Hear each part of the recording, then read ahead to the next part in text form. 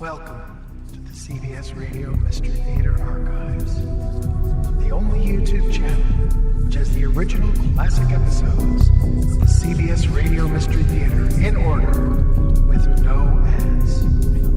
Thank you for listening, and now, enjoy the show.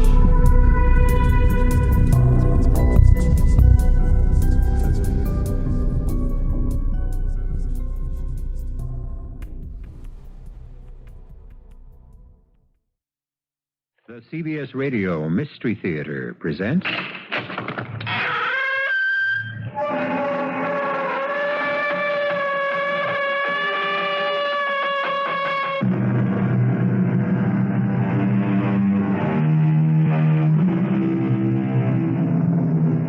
Come in.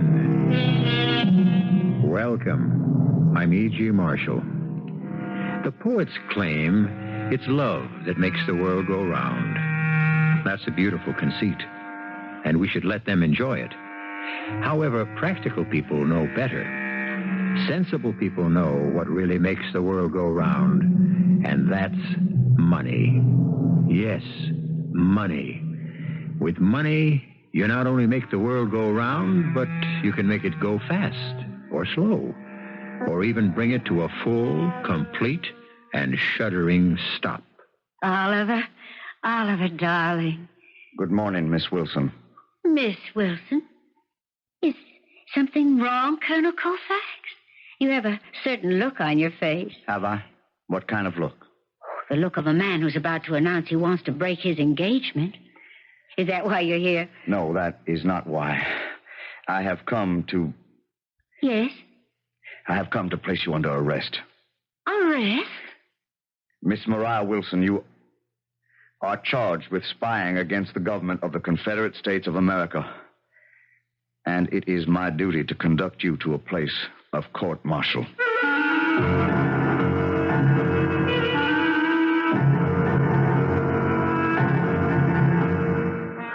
Our mystery drama, Solid Gold Soldiers, was written especially for the Mystery Theater by Sam Dann and stars Michael Wager and Evie Juster.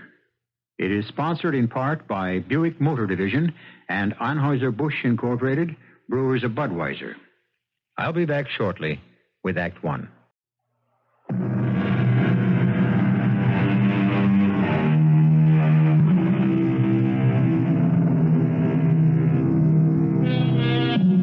No war in our history has the power to fire the imagination as does the Civil War, or, if you will, the war between the states. Obviously, that's because it was our very own war. It belonged to us and to nobody else. Professional and amateur historians keep fighting and refighting it constantly. If Grant had done this, or if Lee had done that, or if Longstreet or Jackson or Hood had only done something else, we're obsessed with the battles, the great bloody battles, Donelson, Vicksburg, Gettysburg, the Wilderness. But there were greater, more important, more decisive battles than these. Battles in which not one drop of blood was shed. Battles which did not occur on the open field. We're in Charleston, South Carolina. It is the beginning of the year 1863. Mr. Burton, please be seated. Thank you. Devilish weather out there, Colonel Colfax. In here, too. I admit, sir, it is a bit warm. Warm, you say? I have no fear of the fires of Hades after sampling the heat of your fair city, sir. It does take getting used to. Sir, have you examined the list? Yes, indeed. Each and every item. You must admit it would be quite a windfall for the merchants and manufacturers you represent in Great Britain. Windfall? Bless my soul, sir. How can you call it a windfall? Look at the prices we offer you for the necessities of life and the sinews of war. Which brings us to the matter of payment. I thought we had agreed we are pledging our cotton. Cotton, yes, a most precious and valuable commodity. Several million bales of cotton would be a godsend to the mills of England. There is, however, one small difficulty. Difficulty? Oh, come, Colonel Colfax. You know as well as I do the nature of the difficulty. You also pledged us last year's cotton. And it's yours. It belongs to you. Not while it sits and rots on the docks of Charleston. We are planning a fleet of blockade destroyers. The truth is that the Federals control the seas. Now, I have been instructed by my principals to insist on direct payment. Very well. We shall pay you in cash. But I hope you understand, Colonel, by cash we do not mean paper. Sir, do you impugn the honor of the Confederate States of America? Well, I'm only saying, Colonel, with no offense, that anyone can set up a press and print money. I consider that an insult. Spare me your melodrama. We cannot accept your paper money. Which is another way of saying you have no faith in our government. Faith is too fragile to stand alone. It usually requires a pedestal. And one made of gold is always best. But we are winning. We won the battles at Bull Run, Chancellorsville, Fredericksburg. Unfortunately, you have not won any lately. Well, it's no secret that Lee is planning an offensive into the north, into Pennsylvania. We do not consider that a wise maneuver. It is not for foreigners to determine the tactics and strategy of our war. But you see, Colonel, it is our war also. We already are heavily invested, and you are asking us to support you further. We are willing to pay for all materials. And we must insist on payment in gold. Gold? As a down payment, as a token of good faith, $1 million in gold. Those, sir, are our terms. I am not empowered to approve of payment in gold. Well, I understand. I will have to take up the matter with the president himself. Well, naturally. I have at my disposal a steam-powered blockade runner, easily the fastest ship afloat.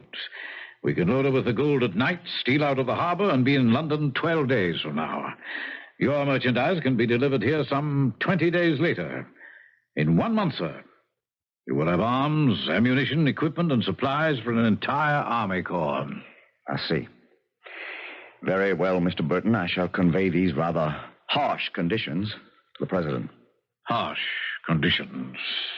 Well, son, business is business. Not among gentlemen. Colonel, war just is not a gentleman's business.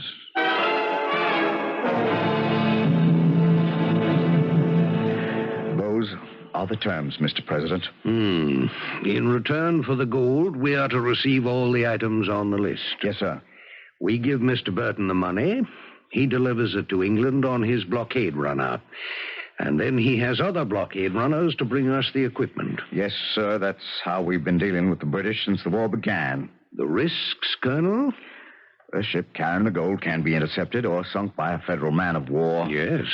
And even if the gold is delivered to England, the ships carrying the cargo to us may be unable to run the blockade. In other words, the ordinary risks, Colonel. Yes, Mr. President. And what is your feeling in this matter? If we have the gold, I say let's do it. Why? Do we have a choice? The Federals have 10 factories to our 1. Sooner or later, we must be overwhelmed by their superior equipment. We must win the war now or lose it forever. But we are winning, aren't we, Colonel? No, sir.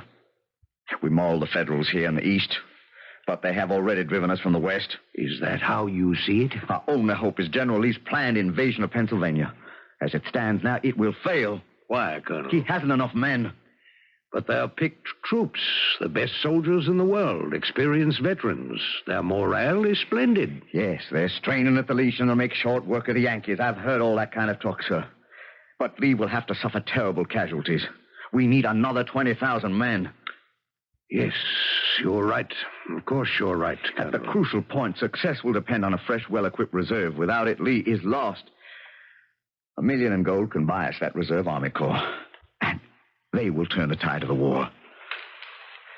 But do we have $1 million in gold? We'll raise it. We'll raise it somehow. Tell Mr. Burton we agree to his terms.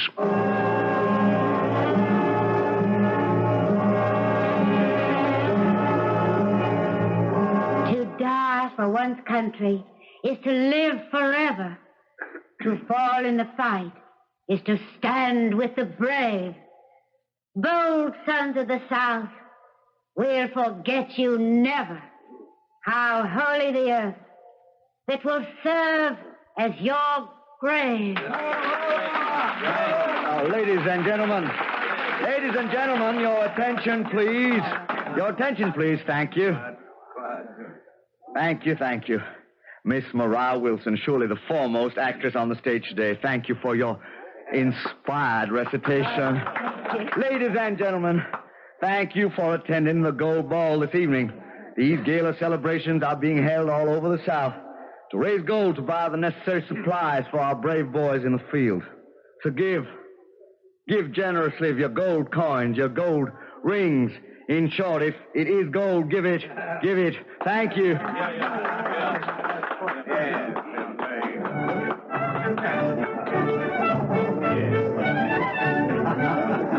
Why, thank you. Miss Wilson, thank you so much for being with us this evening. Oh, my pleasure, Colonel. I've always gone to the theater to watch you, ma'am. I think you are a great artiste. Thank you, Colonel. I understand you're a strong partisan of the Confederate cause. As an actress, I am partial to romance. And there simply is no romance in the North. It's so cold and so businesslike. Is it true what everyone says? That General Lee is actually going to invade the North? I shouldn't have asked that. I'm sure it's a military secret. Well, it's hardly a secret, Miss Wilson. Well, good evening, Colonel. Ah, Mr. Burton. A most successful affair, sir. Miss Wilson, may I present Mr. Alexander Burton? Ah, your servant, ma'am. How do you do? I have heard so much about you, Miss Wilson.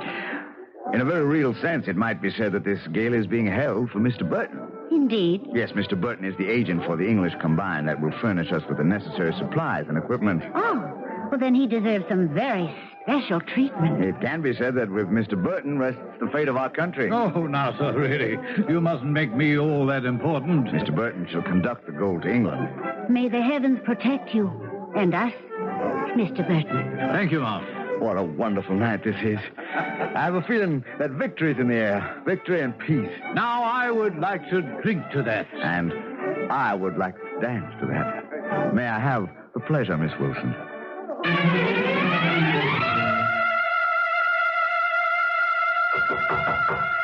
That's who's there. Well, I say, who's there? Well, if you're a bandit or a burglar, I warn you, I'm armed. Very well, let us find out. Good evening. Why, bless my soul, It's Mariah Wilson. May I come in? Oh, to what do I owe this honor? May I ask you to put down the revolver? Firearms have always made me nervous. I confess they make me somewhat nervous as well. But once again, to what do I owe this honor? I came here because I am curious. Curious? Yes. I should like to know your name. Oh, but you know my name. Or perhaps you've forgotten. I'm Alexander Burton. No, sir. That's the discrepancy. You are not Alexander Burton, agent for the Great Britain Commercial and Manufacturing Group. Now, my dear young lady, how can you possibly say that? Well, I have two reasons. First, you're not an Englishman. Oh, your accent sounds authentic, but it's a stage accent and not the genuine article. Second, I know Alexander Burton. I met him when I played in London some years ago. Well. Yes, Mr. Burton. And, what else do you have to say to me, Miss Wilson? I don't know what your endeavor is exactly, but I am announcing to you the fact that you now have a partner. A partner? Yes, a partner. A silent partner. A silent partner. And also a dead partner. You're a very rash young woman, Miss Wilson. And I'm afraid it must cost you your life.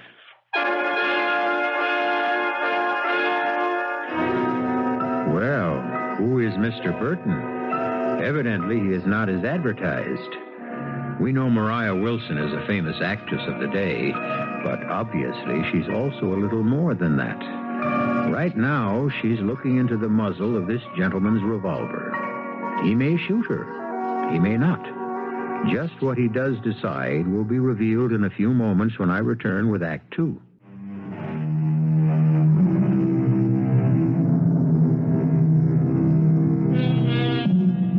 In time of war, all other things being equal, A rich army will usually beat a poor army. An army travels on its stomach, which means it needs food. And it also travels on its feet, which means it needs shoes. And it needs a great many other things, too. And these are things only money can buy. The Confederate States is raising what was, for those days, a huge sum of gold. But where is it going? Now, Mr. Burton. You see, I still call you Mr. Burton. You know you can't kill me. Why not?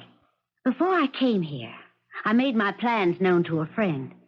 And if anything should occur, that friend will notify the proper authority. You're bluffing. Call it. Pull the trigger. Well, Bless us all, you are a spunky young woman. and now, Mr. Burton, how did you achieve your present position? Oh, that. Well, it was a succession of events. I happened to be in Liverpool on business. What sort of business? Oh, whatever sort of business might come up. I see. And, it was late at night, and I was returning to my lodgings when I saw a well-dressed man walking up the street. Suddenly, two mean-looking fellows jumped on him and started to beat him. They were thieves, of course, who were after his money. Well, each to his own trade, I always say. I had no mind to interfere. But they happened to see me and became frightened, and they just ran away. Oh. That's steady, sir. Now, just lie easy. Steady. I'll call for help, and I'll get you... My head. Yes, they did strike you a nasty blow or two. I must get back to the ship. No. Don't try to get up, sir. Worst thing for a blow on the old noggin. Just rest. My name is Burton. Alexander Burton. Oh, yes, sir. I've heard of you. You're sailing for America. Read all about you in the newspapers. Everything is spinning about. I'm dying. Now, sir, I live just a few doors up the street. You can lie down, and I can go for a doctor.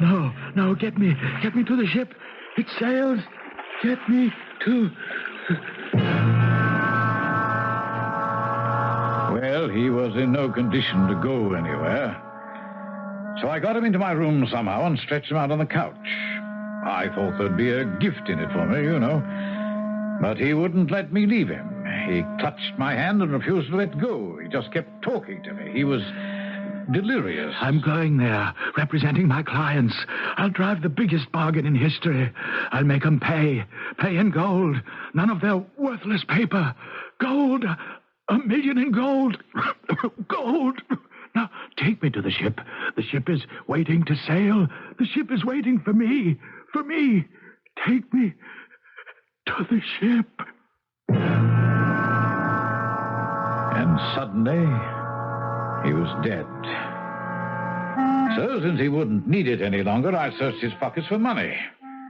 And I looked at the sheaf of documents in his coat. And you decided to become Mr. Alexander Burton. Who is empowered to collect $1 million in gold from the Confederate government. What did you do with Mr. Burton's body? Oh, for a few shillings, you can always find some obliging gentleman. And the gold? I've discussed the matter with some of the crew who appeared sympathetic. The others will be convinced to join us, one way or another. And so the ship will take on the gold, but it will not sail to England. No, I'm afraid not. Well, now that I am your partner... Ah, yes, my new partner. My share should be 10%. That's quite a bit of money. Well, I could have asked for more, but I'm not greedy. And, just how do you expect to be paid? I expect you to deliver the money before the ship sails. Is it a bargain, partner? Yes, it's a bargain, partner.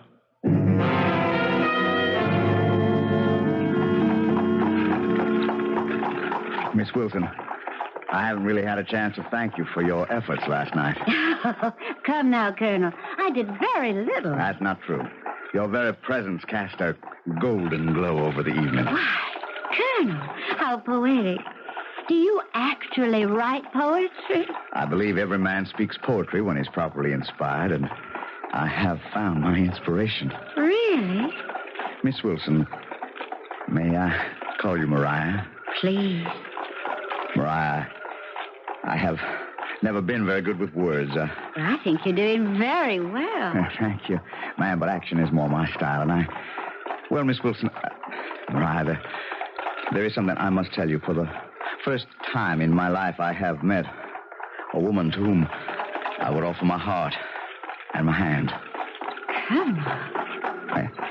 You can't call the man Colonel after he says something like that. I don't even know your first name. It's Oliver. Oliver. Yes, I could give you my heart and my life. But here now, they are not mine to offer. They belong to my country. I understand, Oliver. But may I dare to hope that one day when this terrible war will be over... Yes, Colonel. Oliver, when this terrible war will finally be over.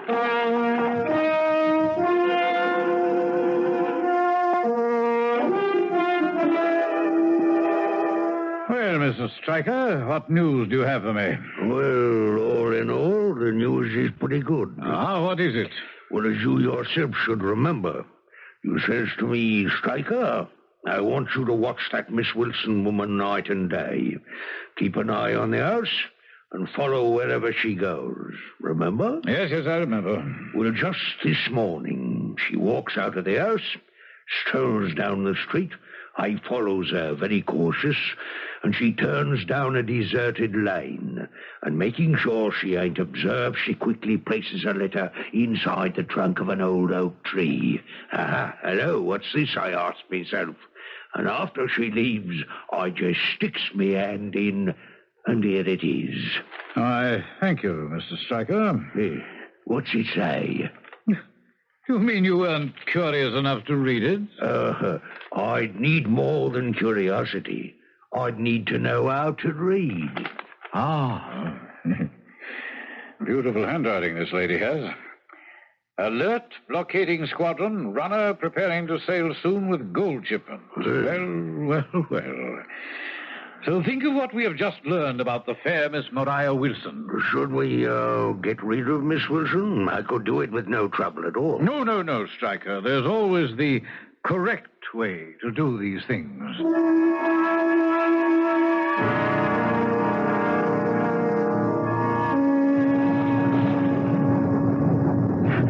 Oh, Mr. Burton, I must apologize for one of our sudden southern storms. Terrible weather, isn't it? But I am happy to report everything seems to be going smoothly. We should have all the gold, and you can be ready to sail within a week. Oh, well, that is splendid. Colonel... Yes, sir? I'm not sure I know how to say this, but that was a splendid gala you held the other evening. It was reputed to be the best in the whole South. Of course, we were graced by the presence of Miss Mariah Wilson. Yes, Miss Wilson. I'm afraid I should talk to you about Miss Wilson. What is there to say about Miss Wilson? Well, I'm not sure. Perhaps I'm imagining things, but let me tell you at any rate. I had met Miss Wilson before we were introduced at the ball the other evening. Oh, Miss Wilson didn't seem to recall that. Met is perhaps not quite the right word. Miss Wilson played the season of 1860 in London. As a matter of fact, I attended her last performance. I was very much impressed by the speech she made after the curtain fell. She said that she was returning home because war was certain. And, she wanted to help her country. Oh, and she has. She most certainly has helped. But her country is the North. Oh, Mr. Burton, I'm positive you're in error. If only I were. No. She had everyone in tears. She hailed Abraham Lincoln as the savior of the United States. She said the South had been seized by the powers of darkness. Mr. Burton, what you are telling me is absolutely incredible. Well, so what motive would I have for lying, for slandering the lady? I find what you are saying impossible to believe. Yes, I know, sir. That's because you're in love with the lady. Sir. If you were not in love with the lady, would it be possible? Well, I feel that I know Miss Wilson, that she cannot be what you say she is. Colonel, I know you would hear things, but would you trust the fate of your country on them? So I Colonel, certain things are difficult to... well, I felt it my duty to present you with a piece of information. The fact that she may have made such a speech on the eve of the war, that does not mean it expressed her true feelings. Oh, the speech sounded quite true to me. Those feelings may have changed when she came home and became convinced of the justice of the Southern cause. Would your feelings toward your country ever change, Colonel? Well, there's one way to find out. We will search her house.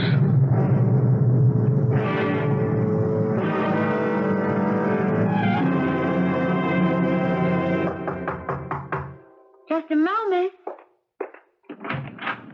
Oliver, what a wonderful surprise. Come in. I was hoping you'd come calling on me. Were you, Miss Wilson? Miss Wilson. Why, is something wrong, Colonel? Mariah, confess. To what? Confess you're a Union spy. Who accuses me? Does it matter? I have a right to know.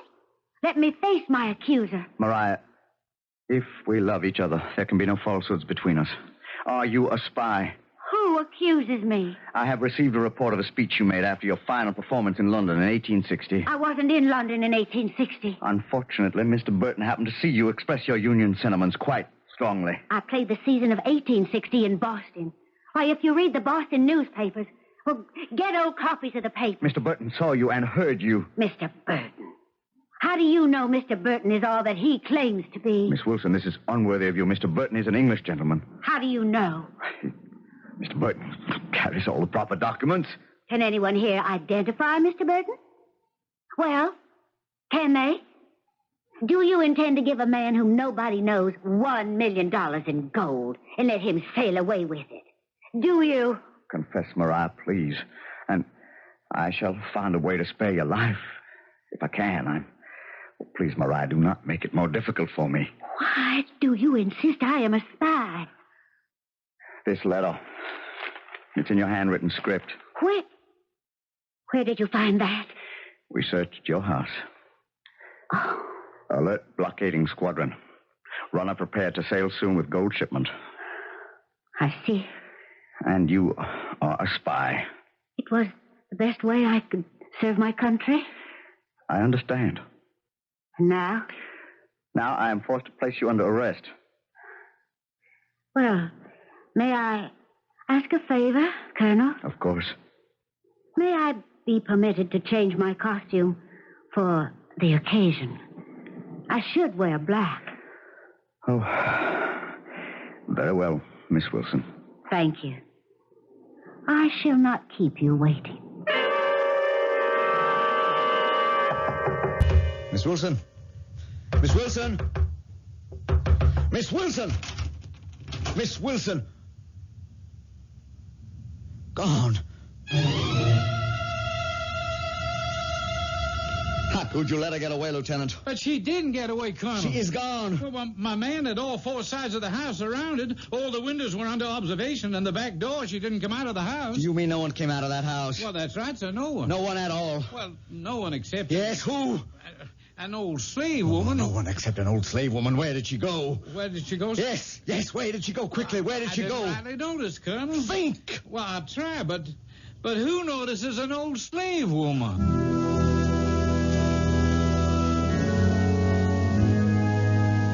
Of course, you and I know that the old slave lady is none other than Mariah Wilson. Well, she is now deep in the heart of the enemy country, and surely a hue and cry will be raised against her. However, she does have one thing in her favor.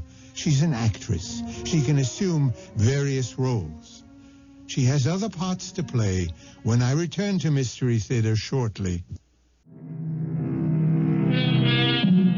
In 1863, the American Civil War is reaching toward its crisis. The decisive battle will be fought at Gettysburg. As one famous Confederate general put it, battles are won by those who get thar fustest with the mostest. What the South must do is get the necessary tools of war from abroad. And this costs money. And money is scarce and precious. And this is what our story has been all about. money, which is what most stories are really all about. No? An old slave woman trudges wearily along a dusty country road in South Carolina. She stops near an old farmhouse. The farmer is in the front yard, about to saddle his horse. Massa. What is it, Grandma? You hungry? Yes, sir. Powerful hungry. You ain't from around here. Don't tell me you running away at your age. Who you belong to? I can't remember, sir. Well, go around the back to the kitchen. Tell him I says to give you something to eat. I'd be powerful obliged to you, John Stevens. Good Lord. Come into the house, quickly. We shall have to get rid of this Burton fellow. Why, John? Let him take the gold. We can have the blockade squadron capture him at sea. Look, he'll be flying a British flag, which means we can only board him inside the territorial limits. Suppose by some lucky chance he sneaks past the blockade. What if we're forced to capture him on the high seas? We have no right to board a British ship in international waters. Then we must force the rebels to use one of their own blockade runners. The problem remains how to get rid of this Burton or whatever his name is. I can do that. How? Why, just leave the details to me. I'm an actress. Oh, but that's only half the job. When they get rid of him and decide to use their own vessel, we need someone on board that ship. That will be truly impossible, Mariah. Every member of that crew will be a picked man. I could get on board that ship. You could... Oh, well, how could you possibly hope I know Colonel Oliver Colfax. I know how he feels, how he thinks. I know a way to get on board. How? But they can always use a cabin boy. I'd need a little luck. But could you actually disguise yourself? I could try. They'll choose a dark night. They'll have a fast ship. They might be able to steal past the squadron, but if I can get on board with one of those new pistols that fire a bright light into the sky... Yes, a flare. A flare. Yes. It would be like a flash of daylight. The blockade squadron would see the ship immediately. They could blow it right out of the water. But, Mariah, you'll be on that ship. But, John, somebody has to make sure the Navy catches sight of that blockade runner. Somebody has to make noise or fire a flare or do something. And if that somebody has to be me, well, I can only tell you the gold must never get to England.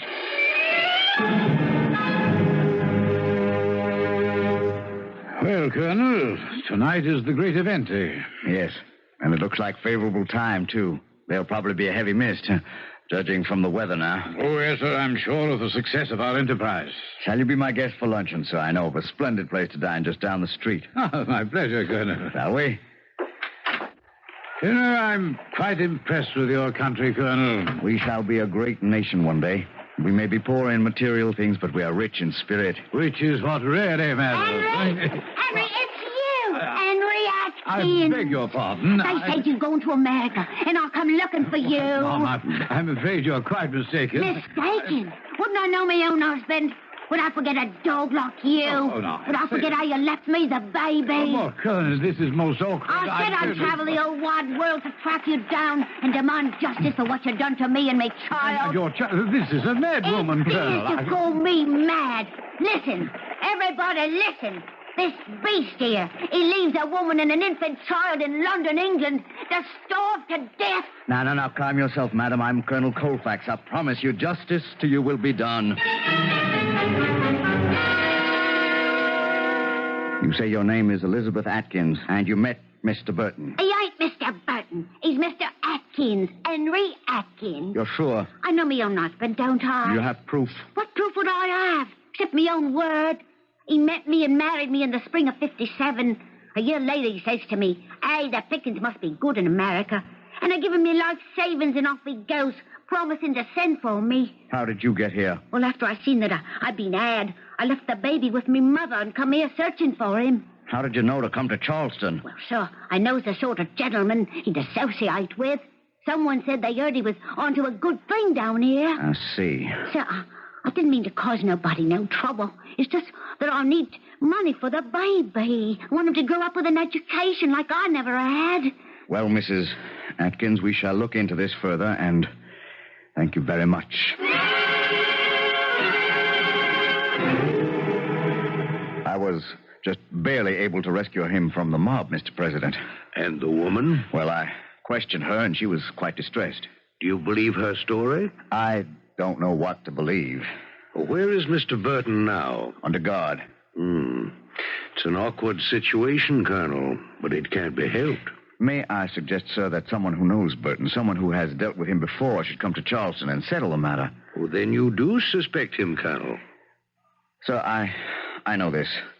The last reserves, the last resources of our country are being entrusted to a gentleman who may or may not be who he says he is. Well, his documents, his instructions all seem to be in perfect order. His documents may have been stolen from the real Mr. Burton.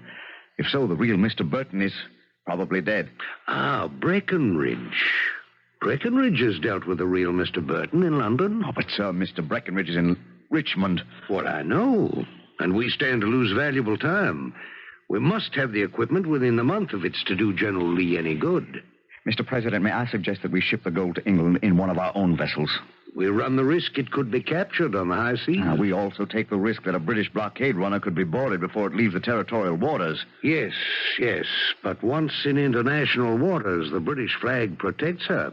However, the crew of most of these vessels are basically privateers, which is a polite name for pirates. Oh, they'll know they have gold aboard. It could be too tempting. Then why entrust this valuable cargo to strangers in any event? We must use one of our own craft.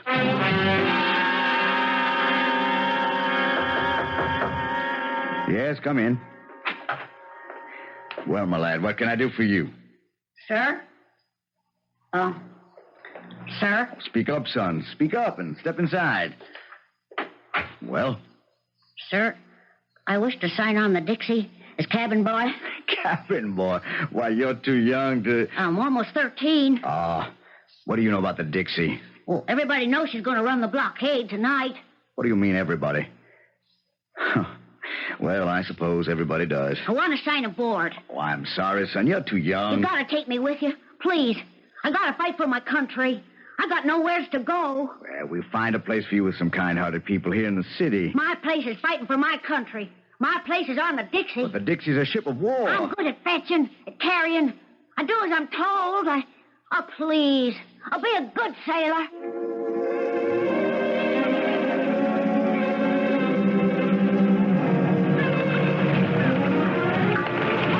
Move aboard quickly and quietly, men. We just have time to make the tide. This fog is a blessing, Colonel. Yes, Lieutenant. And now I feel certain we shall succeed. Colonel, I brought you a hot cup of coffee. Thank you, son. Better get on board quickly. Yes, sir. They won't expect us to put out to sea in this mist. Or if they do, it won't matter. Once we're underway, I don't think they have anything that can catch us. Last man's reported aboard, Colonel. We're ready to make way. Very good, Lieutenant. Gather the crew up forward.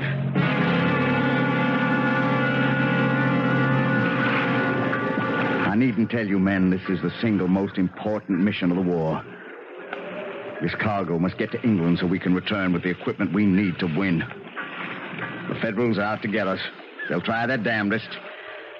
We shall move out under sail. No one is to speak above a whisper. No one is to smoke or show any light whatsoever. Cook, the fire must be out in the galley. No smoking. Sailing master, take over the ship. The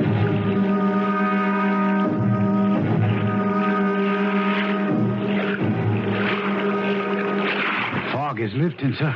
That's all right. There's no moon. Well, I feel better out on the open sea where there's more room to maneuver.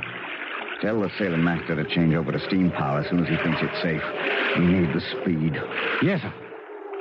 Good evening, Colonel. Well, son, what are you doing up here? Cook sent me upstairs to find out what you want for your dinner. My compliments to the cook. Word from the lookout up forward, sir. He thinks he sees a ship off in the distance. It could be a Union steam frigate. They could throw us out of the water. Pass the word. All about the ship. Quiet.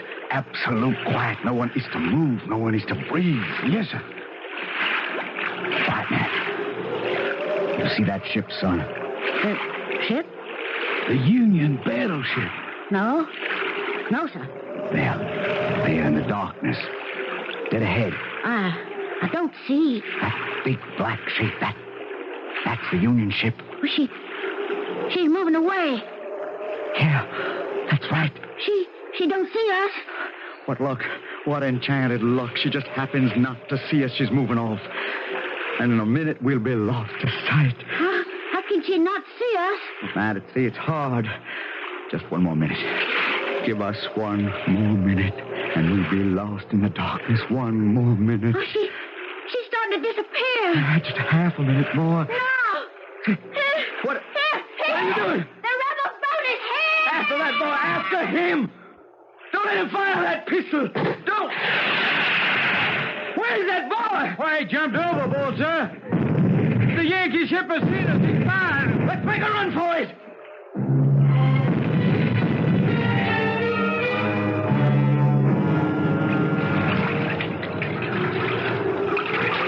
Yeah.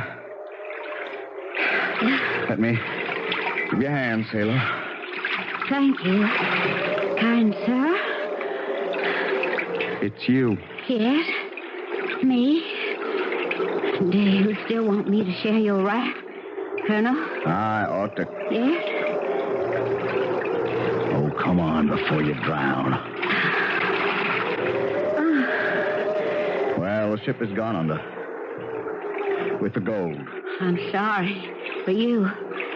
But for me, I'm glad. You were the old slave lady. Yes. And Mrs. Atkins. Yes. And the cabin boy. Yes. What am I going to do with you? Well, depends on who picks us up. One of my boats, and you're my prisoner. One of your boats, and I'm your prisoner. Miss Wilson. Mariah, I am afraid that whichever boat picks us, I am your prisoner anyway. Colonel, I only want to say that I am your prisoner, too.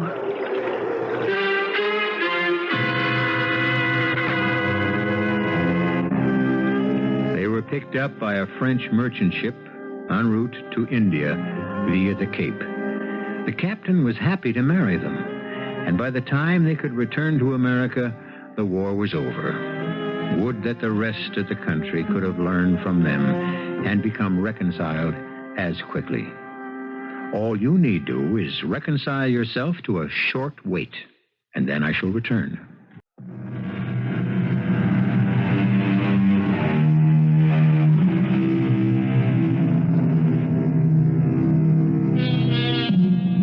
It needs all kinds of soldiers to make an army. Infantry, artillery, armor, and air. But the soldiers who are needed to support them all are the soldiers who neither fight nor die. The soldiers who never grow old or tired, weary or hungry. And these are the soldiers of solid gold, who will serve any master or any cause. And in the end, these are the soldiers who win. Our cast included Michael Wager, Evie Juster, Ian Martin, Court Benson, and William Redfield. The entire production was under the direction of Hyman Brown. And now, a preview of our next tale. Well, sir, I brought my weapon to bear. I was about to shoot. And then I seen his face. What I mean is, he had no face. No head. No head. No, General. He was dressed in the uniform of a Hessian mercenary soldier. And it was all complete. See, he didn't have his hands. Since he had disobeyed your order to halt, why didn't you fire? Well, sir, if any other officer asked me that, I answer my flint was wet, or the primer flashed in the pan, or that I shot and missed. But you know what my answer is to you, General? You were scared out of your wits. Yes, sir. And I would have been scared, too. All right, Sergeant, that's all. General Washington, I did see him. The four men with me, they seen him, too. He was a headless Hessian. Radio Mystery Theater was sponsored in part by Anheuser-Busch Incorporated, Brewers of Budweiser, and Buick Motor Division. This is E.G. Marshall inviting you to return to our Mystery Theater for another adventure in the macabre. Until next time, pleasant dreams.